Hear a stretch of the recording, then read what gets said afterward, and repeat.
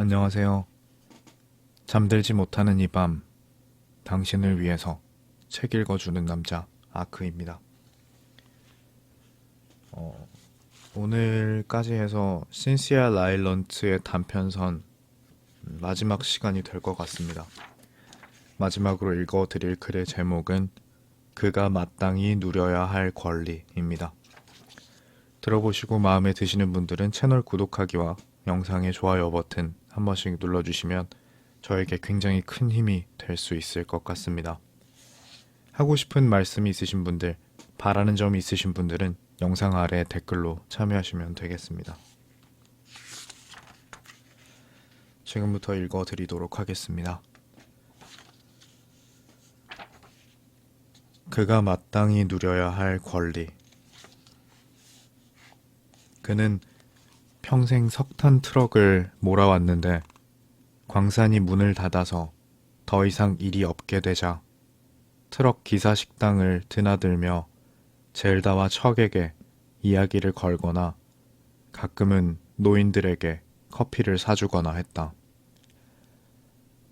그는 그곳에서 자신의 말을 전부 믿어주고 자기 곁에 머물고 싶어하는 사람을 만나게 되리라고는 꿈에도 생각하지 못했다.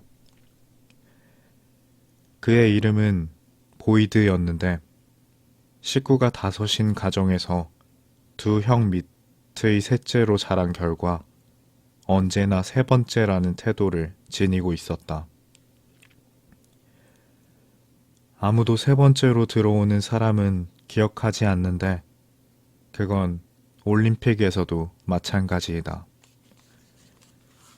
그리고 보이드는 그 시합에서 결코 자신의 순위를 바꿀 수도 내년을 기약할 수도 첫째나 둘째로 다시 태어날 수도 없었으므로 그는 체념하고 모든 것을 가질 뻔하다 말았다는 불행한 감정에 자신을 내맡겼고 아니나 다를까 삶은 그런 식으로 풀려갔다. 보이드는 공업학교에 갈 뻔했고 세비노바 자동차를 한 대 얻을 뻔했고 결혼을 할 뻔했으며 자신의 석탄 트럭이 전복되어서 죽을 뻔했다.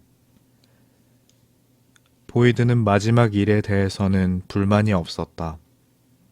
하지만 성공 일보 직전에서 놓친 나머지 일 모두에 대해서는 실제로 자신이 무언가를 얻으리라고는 전혀 기대하지 않았기 때문에 자신이 타고난 인생 운이라고 여겼다.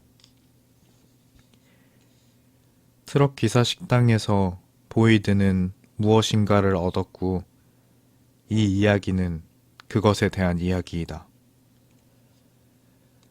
트럭 기사 식당에는 가장자리에 돼지고기 육즙이 조금 배어 있는 미트로프 냄새가 났는데 보이드는 그 냄새를 맡으며 어린 시절의 일요일 저녁 식사 시간이 떠올라서 식당 문을 열고 들어서는 순간 마음이 편안해지곤 했다.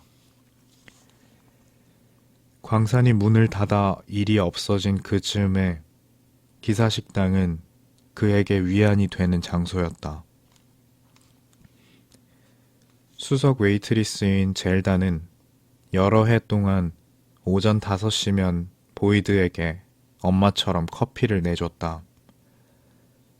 그리고 이제 늦은 오전이나 일하는 대부분의 남자들이 잠자리에 드는 밤 9시나 10시쯤 보이드가 식당에 들어오면 아픈 자식을 보살피는 부모처럼 입술을 살짝 오므리고 이마에는 살짝 주름을 들이우며 크림 2스푼을 탄 커피를 그에게 가져다 주었다.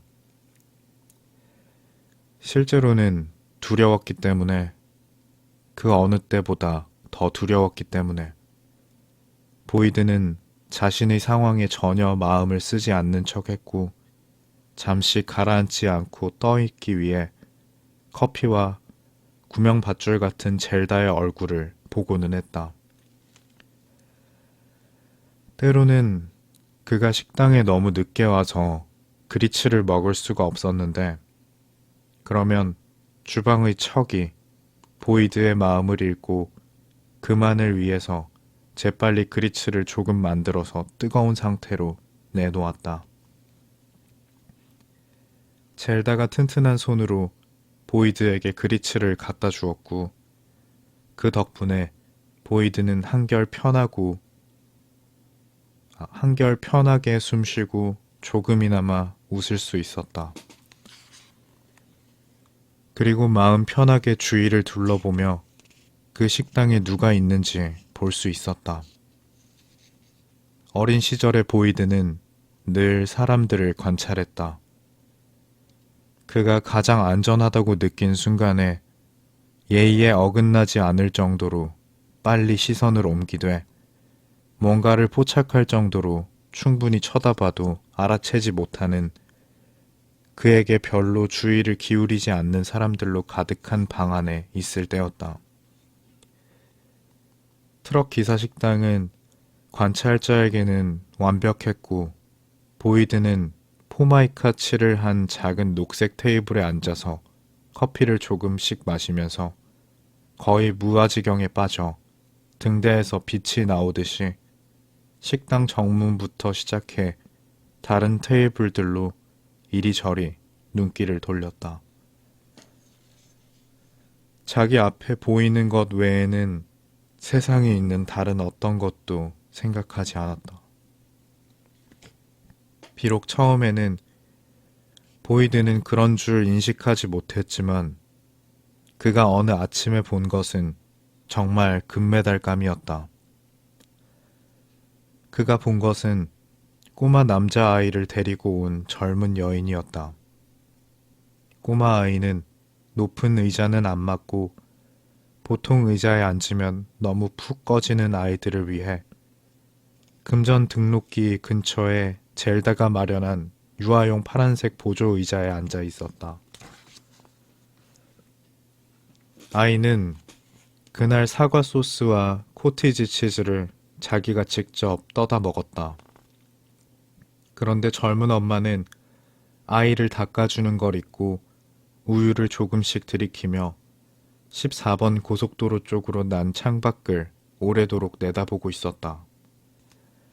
그 때문에 음식이 여기저기에 심지어 아이의 머리카락에까지 묻어서 엉망이었다.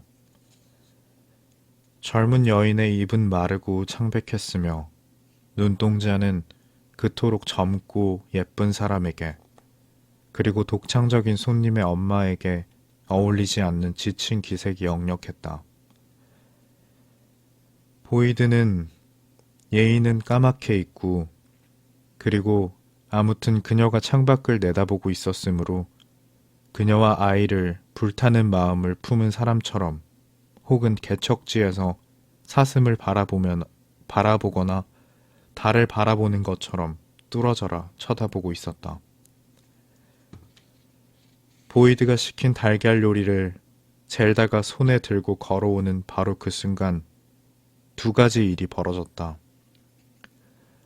그 아기가 목이 메이는지 캑캑거리기 시작했고 화가 난 젊은 남자가 트럭 기사 식당으로 들어왔다. 노련한 관찰자는 시간이 흐름에 따라 시야가 점점 넓어져 주변을 다 볼 수 있게 마련인데 보이드는 정확히 동시에 이 두 가지 일이 일어나는 것을 보았고 그 두 일이 정확히 똑같은 놀라움을 느끼게 했다. 그는 들고 있던 컵을 내려놓았다. 화가 난 젊은 남자는 매끄러운 타일 바닥에 웨스턴 부츠를 또각또각거리며 성큼성큼 식당 안을 걸어 들어와서 그 여자와 아이에게 시선을 고정시킨 채 여러 테이블들의 모서리를 스치고 지나갔으며 아이는 연신 콜록대고 구역질을 하며 엄마가 턱 아래에 대고 있는 수건에 축축한 하얀 토사물을 개워내고 있었다. 괜찮아. 아가 괜찮단다. 그 여자가 부드러운 목소리로 아이를 달래고 있는데 부츠를 신은 남자가 여자와 아이의 테이블에 이르러 한 손으로 여자의 목덜미를 움켜잡았다. 젤다가 달걀 요리를 테이블에 내려놓으면서 앞을 가리자 보이드는 의자를 급히 뒤로 뺐다. 한순간 어찌된 사연인지 훤히 와 닿았다. 그 젊은 남자는 지금 술에 취해 있는 게 분명했다. 그리고 집에서도 거의 언제나 취해 있었을 것이다. 그 젊은 여자는 아이를 데리고 도망쳤던 것이다. 남편이 인사불성으로 취해서 거실 소파에서 코를 골며 자는 가운데 여자가 한밤중에 아이의 물건들을 쇼핑 봉투에 급하게 던져 넣는 광경이 보이드의 눈에 선했다. 그 여자는 자신의 물건들을 작은 여행 가방에 서둘러 넣었다. 밖으로 나가 얼른 쇼핑 봉투와 여행 가방을 차에 싣고 아이를 데리러 다시 들어온 여자의 가슴이 두방망이질 쳤다. 잠들어 있는 아이를 숨죽이고 조용히 안아 올려 축 늘어진 아이의 머리를 자신의 어깨에 기대게 하고는 자신을 죽이려 들지도 모르는 남자 옆을 재빨리 지나갔다. 눈물이 얼굴을 타고 흐르는 가운데 여자는 차를 후진해 도로로 접어들어 무작정 아무 곳으로나 차를 몰았다. 고속도로를 몇 킬로미터 타고 가다가 어느 모텔에 가명을 대고 투숙했고 이제 지금 혼자서 숟가락 가득 코티지 치즈를 먹다 목이 맨 아이를 진정시키고 있는 이때 그 여자를 사랑한 게 아니라 자신이 인사불성이 되도록 술을 마시는 동안 여자가 살림을 돌봐주는 데서 오는 편리함을 사랑하는 그 남자의 손이 그 여자의 목덜미를 덮쳤다. 기사식당의 사람들이 이제는 모두 관찰자로 변해 있었다. 다들 위험을 알아차렸고 여자와 아이는 앉아있고 그 앞에서 화가 난 젊은 남자가 서 있는 저쪽 테이블에서 무슨 일이 벌어졌는지 보려고 기다렸다. 젊은 남자가 여자에게 거칠고 낮은 목소리로 말을 내뱉기 시작했는데 대개가 협박하는 말이었다. 젊은 여자는 자신의 목덜미를 잡고 있는 남자의 손아귀에서 벗어나려 했다. 그러면서 남자를 정신 차리게 하고 분별력을 갖게 해줘서 자신을 안전하게 해줄 적당한 말을 하려고 했다. 하지만 그런 말은 존재하지 않았으며 젊은 남자는 점점 더 비열하게 굴었고 젊은 여자는 점점 더 위축되었으며 아기는 계속해서 토해내고 있었다. 그런데 바로 그때 보이드가 일어서더니 그 테이블로 걸어가서 한 손으로는 콜록대는 아이를 안아 올리고 다른 한 손으로는 젊은 남자의 목덜미를 꽉 잡았다. 그 즉시 남자가 양손으로 재빨리 보이드의 손가락을 붙들었고 그러자 여자는 남자의 손에서 풀려났다. 그 다음에 벌어진 일은 워낙 순식간에 일어난 일이라 식당에 있던 사람들마다 이야기가 다 달랐지만 결말은 똑같았다. 그 젊은 남자는 부츠시는 발로 엑셀레이터를 꽉 세게 밟아서 자신의 픽업 트럭을 몰고 떠났고 보이드와 젤다와 주방의 척이 번갈아가며 아기를 씻기고 아기 엄마의 눈물을 닦아주고 커피와 막대사탕을 갖다 주기도 하면서 길 잃은 엄마와 아이에게 무의식적으로 자신들이 할 수 있는 일을 뭐든 다 해주었다. 보이드는 행복한 결말을 맺는 이야기들을 결코 믿지 않았던 사람이지만 그 이야기는 정말로 행복한 결말을 맺었으며 일이 풀린 방식이 너무나도 완벽했다. 정말로 완벽하게 결승선을 넘어 승리를 거두자 보이드는 자신이 마침내 1등이 되었다는 사실이 훨씬 더 실감나고 훌륭하게 느껴져서 하마터면 뭔가 할 뻔했으니 아무것도 못했던 자신의 지난날에 감사하기까지 했다. 그 젊은 남자는 마을을 떠났다. 트럭 기사 식당 문을 나가서 픽업 트럭 문에 이르는 사이 보이드가 그 남자에게 했던 말이 무엇이었든 간에 그 말은 아주 완벽하고도 훌륭한 말이어서 즉시 그리고 마침내 효력을 발휘했다. 그 젊은 남자는 마을을 떠났고 상황은 종결되었다. 보이드는 자신이 무슨 말을 했는지, 자신이 어떤 완벽한 단어들을 골라서 말했는지 전혀 기억하지 못했다. 그가 자갈로 된 부지로 걸어가서 그 말을 했을 때 그는 전혀 다른 세상에 사는 사람 같았다. 적의 포화로부터 동료를 구하고도 나중에는 어떻게 구해냈는지는 기억하지 못하는 병사처럼 보이드는 엄청나게 놀랄 만한 일이 일어났는데 바로 그 일을 자신이 해냈다는 사실을 겨우 믿을 수 있었다.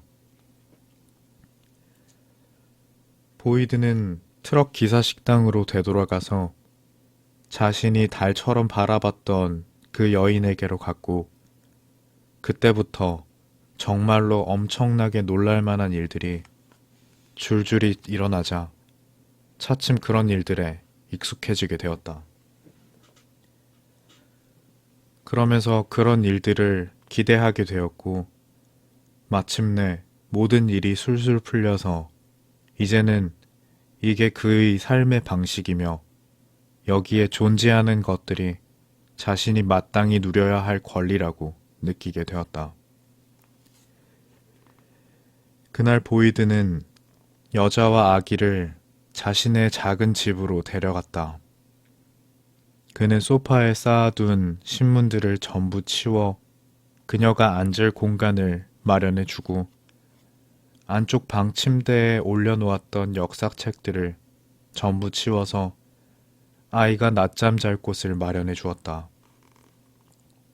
그리고 그녀가 다시 행복함을 느끼는데 도움이 될까 해서 오래된 자니 리버스의 음악 테이프를 틀어주고 진짜 우유, 진짜 코코아, 바닐라, 소금을 넣어서 핫초콜릿을 한 냄비를 재빨리 요리하고 토스트기에 빵을 넣고 식탁에 사과 버터를 올렸으며 그날 오후 내내 그리고 초저녁까지 그녀에게 말을 건넸다. 그리고 바깥의 빛이 바뀜에 따라 그녀의 얼굴에 드리워진 빛도 바뀌었는데 마치 그녀가 빛이 발해가는 그날의 모든 일들을 그녀 자신과 희망과 마음의 평안을 위해서 집으로 끌어들이고 있는 것 같았다. 그녀는 그날 밤 그 집의 벨벳 상자 속의 금메달처럼 아기와 함께 안쪽 방 침대에서 잤고 보이드는 받침 접시와 컵을 설거지하고 오가리 솥 옆면에 눌러붙은 우유 자국을 박박 문지르며 휘파람을 불었다. 그리고 보이드의 인생은 다음과 같이 풀렸다. 그녀는 트럭 기사 식당의 웨이트리스로 고용되었다.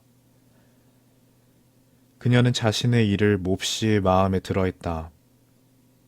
매일 아침 젤다가 해주는 낯선 포옹이 무척 좋았고 하루 영업이 끝나면 여분의 파이를 가져갈 수 있도록 척이 배려해주는 방식도 참 좋았으며 아이는 잘 지내요?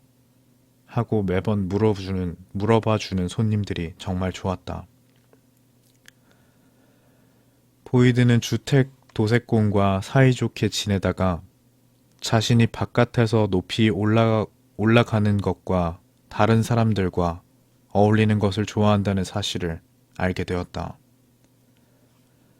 조그만 딸아이가 있는 젤다의 언니가 여자의 아이를 돌봐주었으며 아이는 계속 보이드의 안쪽 방 침대에서 잠을 잤고 아이의 엄마는 얼마 있다가 보이드의 부드러운 침대를 옮겼다.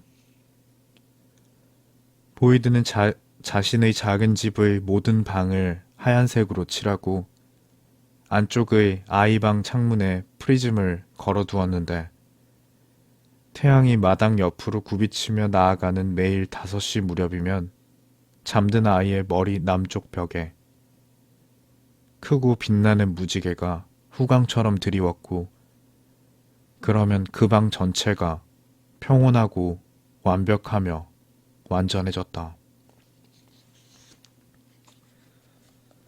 오늘 준비한 내용은 여기까지입니다. 끝까지 들어주셔서 정말 감사드리고요. 잘 자요. 좋은 꿈 꾸고요.